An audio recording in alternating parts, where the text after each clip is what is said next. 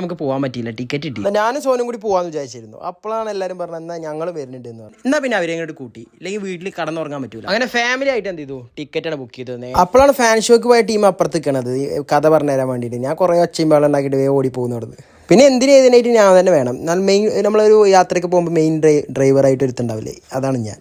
എന്തിനും ഞാൻ വേണം. ഞാൻ ഇങ്ങനെ വണ്ടി ഓടിക്കുമ്പോൾ എല്ലാവർക്കും ഒരു കോൺഫിഡൻസ്. ഞങ്ങൾ ഓൺലൈനായിട്ട് ടിക്കറ്റ് ബുക്ക് ചെയ്തുകൊണ്ട് പിന്നെ വരിയൊന്നും നിൽക്കേണ്ടി വന്നില്ല. നേരെ ശിവശക്തി പറയുന്നതാണ് തിയേറ്ററിലേക്ക് ഞങ്ങൾ പോയത്. പിന്നെ നേരെ ഞങ്ങൾ ടിക്കറ്റൊക്കെ കാണിച്ച് നേരെ ഉള്ളിൽ കയറിയപ്പോൾ പിന്നെ ഫുള്ള് ഒച്ചയും പാടും. പിന്നെ കണ്ടിട്ട് പോകുന്നു സെലിബ്രേറ്റ് വരുന്നതെന്ന് വിചാരിച്ചിട്ടാവും.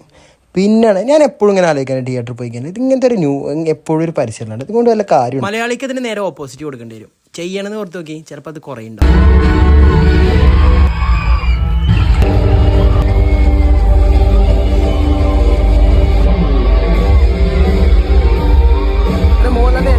തരിച്ചിങ്ങനെ നിൽക്കണം. മുന്നിൽ ഇങ്ങനെ ഒരുത്തം വീഡിയോ ഇങ്ങനെ എടുത്തുകൊണ്ടിരിക്കുന്നത്. ഞാൻ നോക്കുമ്പോൾ വീഡിയോ എന്ന് വിചാരിച്ചേ മിന്നാൻ മീൻ വട്ടത്തിൽ ഫ്രീ ഫയർ